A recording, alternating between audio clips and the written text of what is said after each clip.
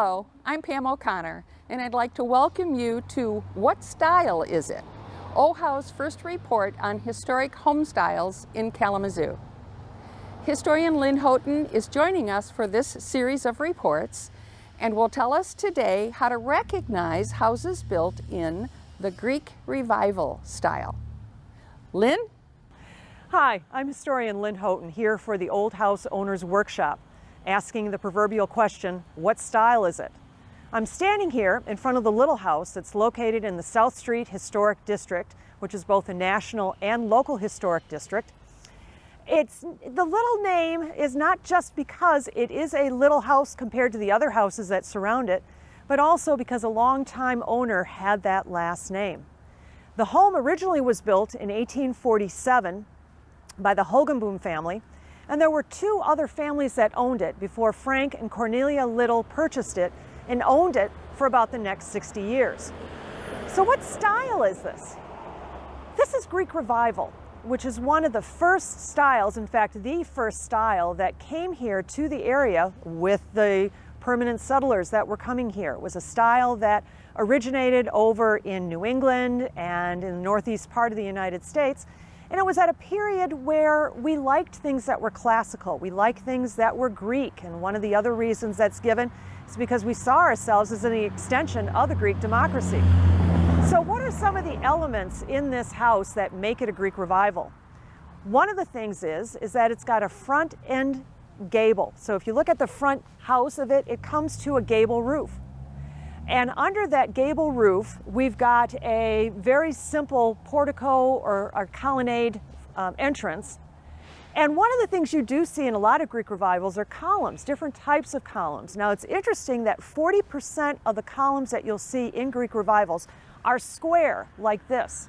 Some of the other columns that you'll see might have either the Doric or Ionic or Corinthian capitals at the top, but these are very, very simple, and you'll find those in a lot of houses.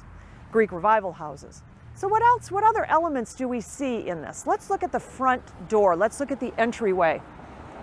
Very simple, and it is surrounded by glass panes on either side. Later on in the Colonial Revival period, those will be called sidelights. Another thing we see is a very wide cornice up at the top of the house, and you'll see it in other Greek Revivals where it's even wider. The windows are very simple. The windows in the little home are 6 panes of glass over 6 panes of glass, which is what you'll traditionally see, but very simple with just a little bit of decoration on top of it. Now, another thing with Greek Revivals is the color. What is a color that they liked here? Well, maybe not so much originally, but there was a period of time when Greek Revivals were painted white, cream colors, that type of color scheme. Why? Because for many years people thought that Greek temples were made out of white marble, and then as a result, that's what they wanted to do, what they wanted to use to do that. So when were Greek Revivals popular? Approximately from about 1830 to about 1860 is when you saw this style. They were replaced by Gothic Revival and Italianate, but it was a style that continued to be used for many years, even into the 20th century, for a lot of farmhouses. Now, those farmhouses are going to be very simple, like this house, and they're going to be what's called an L-shaped home, where you do have a front gable on the front, and then you have the part of the home on the side, so it's an L-shaped. And in fact, if you were to go down South Street, maybe about a block down from where we are right now to the west, you would also run into another Greek Revival, a later Greek Revival built in the 1850s that is of that L-shaped. We have one more Greek Revival in the downtown area. It's on the corner of Lovell and Rose Street. It faces Lovell. Now that one is 1 year older than the little home. That one was built in 1846, but that one was actually moved. It originally faced Rose Street and then was moved to face Lovell Street. Now that's a really true temple Greek Revival, and if you look at that, you can see that the capitals on top of the columns are a little different than what you would see here in the little home.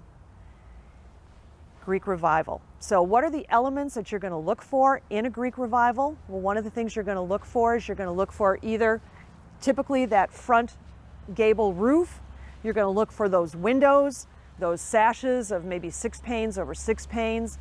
You can also look for that entryway with that columned entryway, that very simple entrance, and of course the color too will make a difference.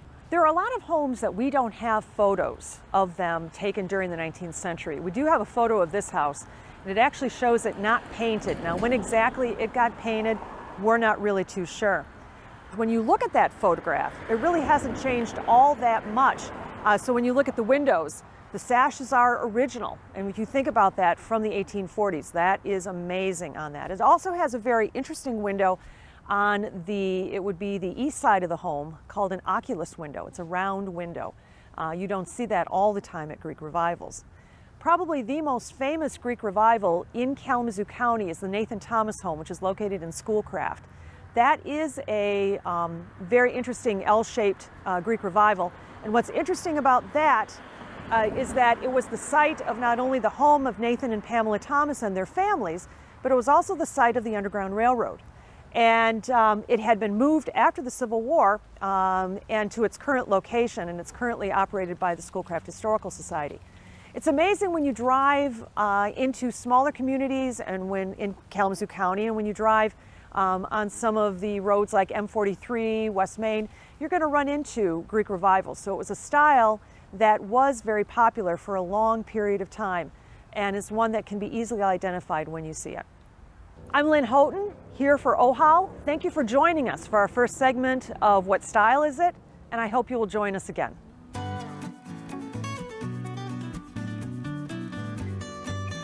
Thank you for joining us.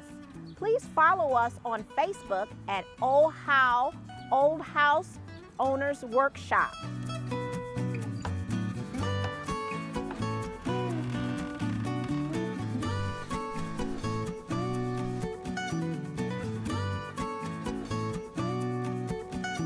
This program is made possible in part by Public Media Network, the O'Connor Fund for Historic Preservation at the Kalamazoo Community Foundation, and the Kalamazoo Public Library.